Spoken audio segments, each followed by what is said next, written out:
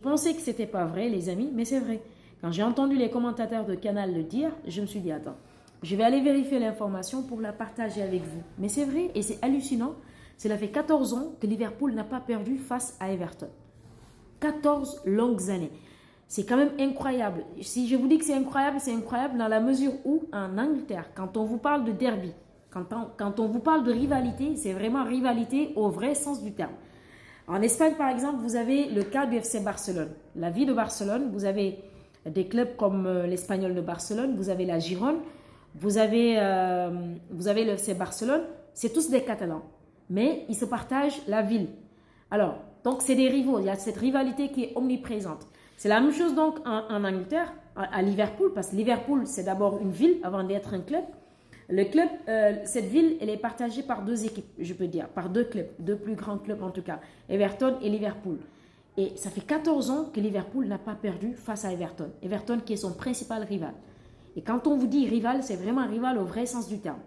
Je ne vais pas parler d'hostilité, mais je ne dirais pas également que c'est deux équipes ou deux clubs qui ne s'aiment pas, mais c'est vraiment une rivalité au vrai sens du terme. Et tenir pendant 14 ans sans perdre un match face à son rival, c'est vraiment quelque chose. C'est vraiment grandiose, les amis. 14 ans, ça veut dire tout simplement que Liverpool était le patron du Merseyside.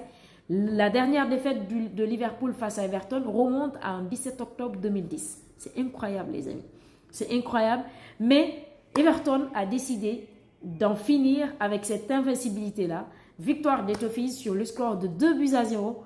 Et ce qui me plaît le plus dans cette victoire, au-delà de laisser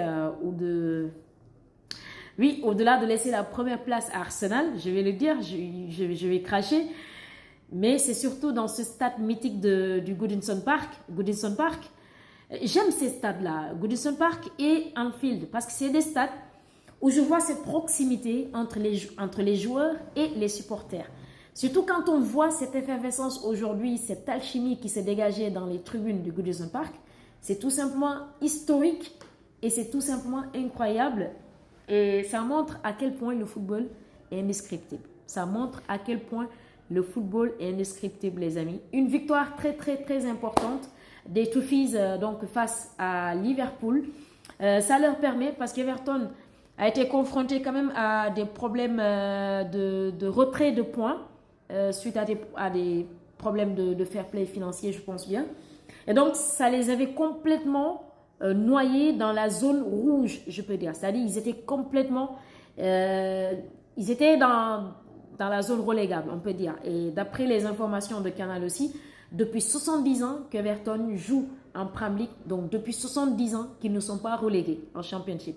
Donc ça, c'est très important. Et cette victoire, elle est très importante pour Everton aujourd'hui parce que ça leur permet de s'éloigner de 2 places, je pense bien, de la zone rouge.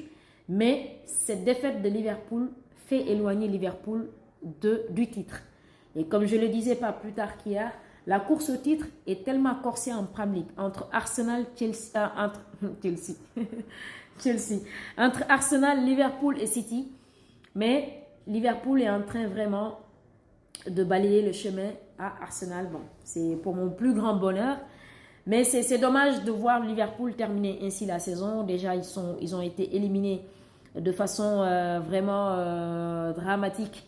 Comment dirais-je, en Europa League. Là, le titre était jouable. Ils sont éliminés également en Coupe d'Angleterre. Le titre vraiment était jouable en Premier League, au moins pour sauver la saison. Mais d'après ce que je vois, mathématiquement parlant, ça s'éloigne. Ça s'éloigne vraiment. Arsenal est à 77 points. Liv est à 74 points. Il y a 3 points de différence. On peut dire toujours que c'est jouable. Mais à moins de 5 jours de la fin de la Premier League, ça m'étonnerait parce que City a 2 matchs de retard. Donc on va revenir sur ce match, les amis, entre Everton et Liverpool. Et pourtant, c'est un match... Liverpool m'a un peu déçu dans ce match-là parce que c'est une possession stérile qu'ils avaient aujourd'hui. Ils ont dominé pratiquement dans les statistiques. C'est vraiment en faveur de Liverpool aujourd'hui, mais ils n'ont pas été efficaces. Et c'est rare de voir quand même l'attaque de Liverpool être aussi inefficace. C'est vraiment très rare.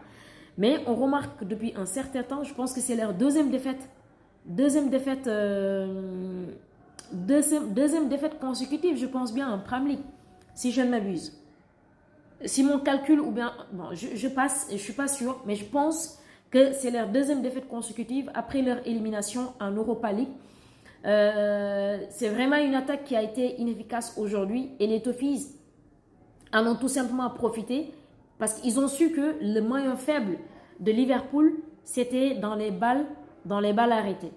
Alors, Liverpool a un sérieux problème parce que moi, j'ai noté vraiment une passivité dans la défense de Liverpool aujourd'hui. Dans les coups pieds arrêtés, autant pour moi, je disais tout à l'heure dans les balles arrêtées, dans les coups pieds arrêtés, il y avait vraiment cette passivité-là, surtout ce deuxième but marqué à la 58e minute de jeu. Déjà, c'est Branthwaite, le défenseur d'Everton, qui marque le premier but à la 27e minute de jeu. Donc, à la fin de la première période, Liverpool est déjà mené. En deuxième période, ils sont revenus avec de plus bonnes intentions, mais malheureusement, il y avait cette attaque, il y avait cette défense très compacte, très bien organisée des Toffees, et avec un Idrissa Gana Gueye, très sincèrement, qui fait de très belles choses, qui fait de très bonnes performances. Le week-end dernier, je pense qu'il avait marqué. Le week-end dernier, lors du dernier match d'Everton. Mais en tout cas, j'ai remarqué chez Ghana, depuis son retour de blessure, c'est vraiment, je ne dirais pas un nouveau Idrissa Gana Gueye, mais pour moi, il a retrouvé ses automatismes. Il a vraiment retrouvé ses automatismes et il est très important dans ce milieu des Toffees avec une activité vraiment débordante.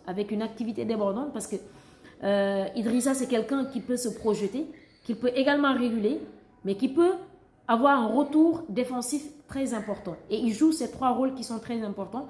En même temps, il est offensif. Et ça, c'est très, très, très important dans le milieu moderne aujourd'hui.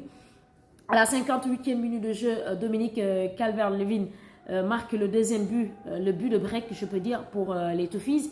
Et quand je vois encore une fois cette effervescence qui s'est dégagée dans les tribunes, j'ai trop adoré, j'ai trop aimé, trop aimé.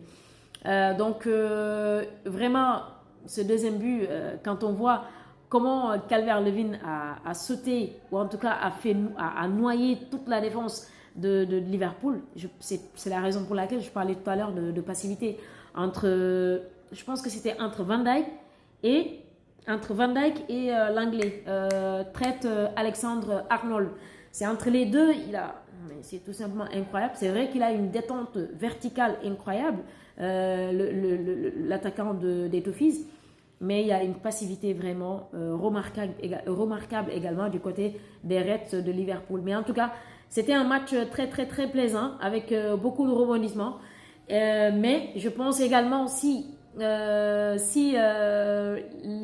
Everton a pu remporter ce match aujourd'hui, c'est sans doute grâce à un grand Pickford. Pickford aujourd'hui a fait, c'est déjà un clean sheet qu'il a réalisé, mais pour moi, il a fait des arrêts très très très importants parce que c'était vraiment chaud. On voyait Mohamed Salah qui tentait, on voyait également le Colombien Luis Diaz qui tentait pas mal de fois. Darwin Nunez qui pour moi a été tocard aujourd'hui. Mais bon, c'est comme ça quand c'est pas votre jour. Il y a des jours sans, comme on le dit. Qu'à Liverpool, ça va pas depuis un certain temps. Je sais pas pourquoi, mais ça va pas et c'est un peu triste pour Klopp qui avait décidé déjà, qui avait annoncé son départ en fin de saison. C'est vraiment dommage pour lui de le voir partir ainsi. De l'autre côté, les gars, il y avait le match entre Manchester United et Sheffield United.